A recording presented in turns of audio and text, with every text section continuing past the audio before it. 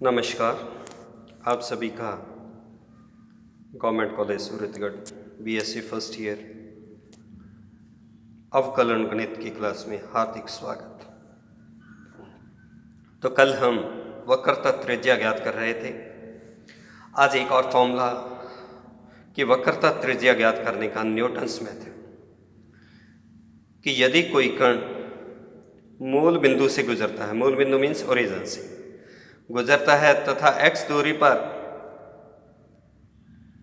और मूल बिंदु पर जो x अक्ष है वो स्पर्श रेखा हो, तो जो उसकी वक्रता त्रिज्या होगी rho is equal to limit x square by 2y y tends to 0 से ज्ञात कर सकते हैं।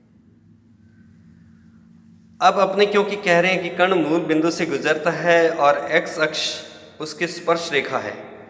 तो x अक्ष पर एंगल कितना होता है साई 0, टेन साई का मान 0, तो dy by d x at 0,0 जब x अक्ष है तो वो उसका मान क्या होगा 0, x भी 0 है, y भी 0 है, dy by d x at origin क्या हो गया वो भी 0, dy by d x p होता है तो इसलिए हम कह सकते हैं p इज इक्वल टू 0। अपने डिफरेंशियल कैलकुलस में मैक्लॉरेंस थ्योरम की थी। मैक्लॉरेंस थ्योरम होती है y is equal to f 0 plus x by factorial 1 f dash 0 plus x square by factorial 2 f double dash 0 plus x cube by factorial 3 f triple dash 0 and so on. F 0 का मान क्या है 0, क्योंकि मूल बिंदु से गुजरा है। एक्स 0 है तो इसलिए सेकेंड टर्म भी 0 plus x square by 2 f double dash 0 cube plus dash dash dash cross multiply कर दिया मैंने 2y upon x square is equal two cube plus terms containing x हो जाएगा, बहुत सारी वैल्यूज। अब अगर हम लिमिट लगाएं कि जब x टेंड्स टू 0 है और y टेंड्स टू 0 है तो limit of 2y upon x square x tends to 0 is equal to क्या आ गया क्यूब प्लस x के पद है, जितनी भी टर्म्स आ रही हैं उनमें x आ रहा है और x कितना है 0, तो ये सारे पद क्या होंगे 0, तो आपके पास क्या आ गया q is equal to limit 2y upon x square x tends to 0। और अपने ये जानते हैं कि यदि कोई कण मूल बिंदु से गुजरता है तो रो इज इक्वल टू क्या होता है 1 plus p square raise to power 3/2 upon q. P का मान आपने कैलकुलेट किया 0, क्यू का मान limit 2y upon x square x tends to 0, तो यहाँ से रो का मान कितना आ गया limit x square upon 2y y tends to 0। तो ये जो सूत्र आया है इसे हम कहते हैं न्यूटन्स का वक्रता त्रिज्या ज्ञात करने का फॉर्मूला। अगली चीज है कर्वेचर ऑफ ए सर्कल, वृत्त की वक्रता। कि मान लीजिए कोई कण किसी सर्कल में गतिमान है, P और Q R त्रिज्या वाले वृत्त के ऊपर दो बिंदु हैं और जो चाप PQ है उसकी लंबाई मान लीजिए डेल्टा S है। P और Q पर खींची गई स्पर्श रेखाएं ST और S डैश T डैश एक दूसरे को बिंदु R पर मिलती हैं, तो एंगल T और T डैश कितना हो गया डेल्टा साई, क्योंकि exterior angle is equal to क्या होता है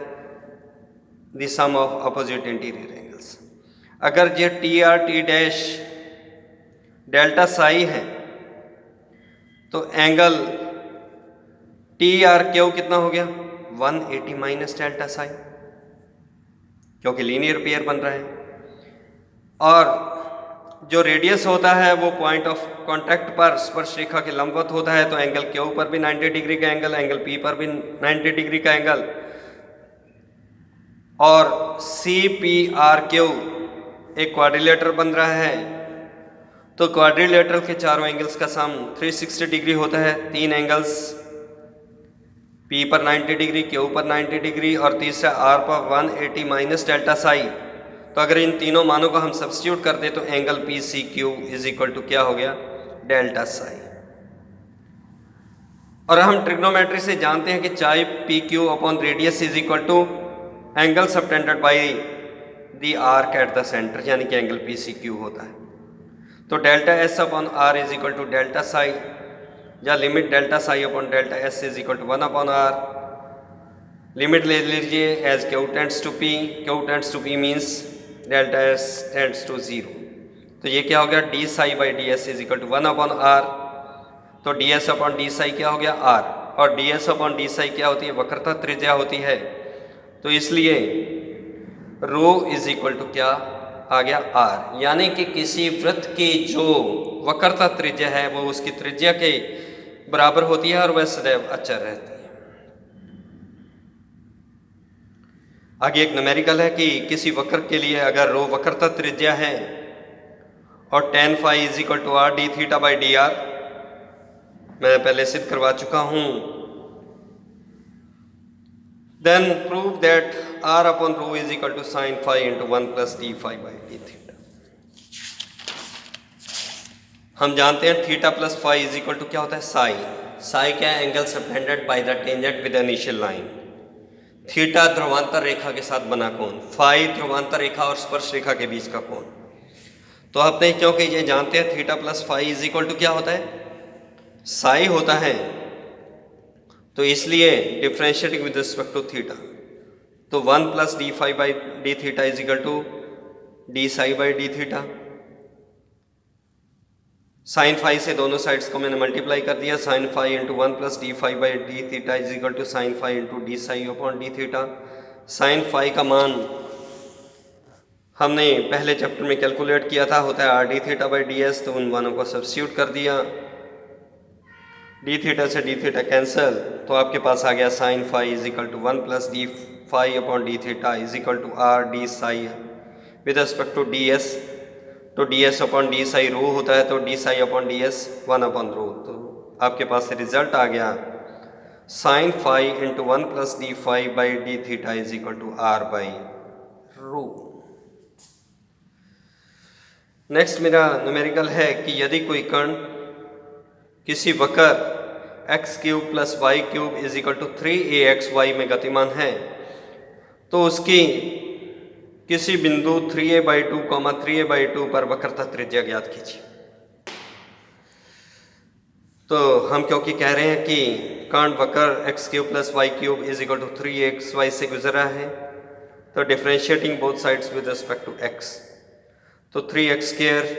plus 3y square dy by d x is equal to 3ay plus x dy by d x. dy by d x वाली term से एक साइड में शिफ्ट कर दी, दूसरे साइड, तो यहाँ से आ गया आपके पास dy by d x is equal to ay minus x square upon y square minus ax। dy by d x का मान when x is equal to 3a/2 और y is equal to 3a/2, दोनों मान यहाँ पर substitute कीजिए, x is equal to 3a/2, y is equal to 3a/2, तो dy by d x at this point यानी कि p का मान आ गया आपके पास -1। फिर से समीकरण 1 को with respect to x differentiate कीजिए, तो आपके पास क्या आ जाएगा d2y with respect to dx2 is equal to quotient rule apply किया, जो टर्म्स कैंसिल हो सकती थी उनको कैंसिल किया, again d2y with respect to dx2 का मान हम ज्ञात कर रहे हैं at x is equal to 3a/2, y is equal to 3a/2, और dy बाई dx का मान आपने ज्ञात किया हुआ है 3a/2, 3a/2 पर -1, तो तीनों वैल्यूज को हम सब्स्टिट्यूट करते हैं, तो d2y with respect to dx2 at x is equal to 3/2 and y is equal to 3/2 is equal to आ गया आपके पास -32/3a, यानी कि Q का मान आ गया। और मैंने वक्रता त्रिज्या का फॉर्मूला बताया था आपको कि रो इज इक्वल टू होता है 1 plus p square raised to power 3/2 upon Q। p 0 है तो 1 प्लस 0 की पावर 3/2 1 ही रहेगा, और 1 अपॉन Q आपने वैल्यू सब्स्टिट्यूट कर दी, और इसे जब आप सॉल्व करेंगे तो आपके पास रिजल्ट आ जाएगा, क्योंकि वक्रता त्रिज्या कभी नेगेटिव नहीं होती, तो इसलिए हमने पॉजिटिव साइन दिया। Thank you.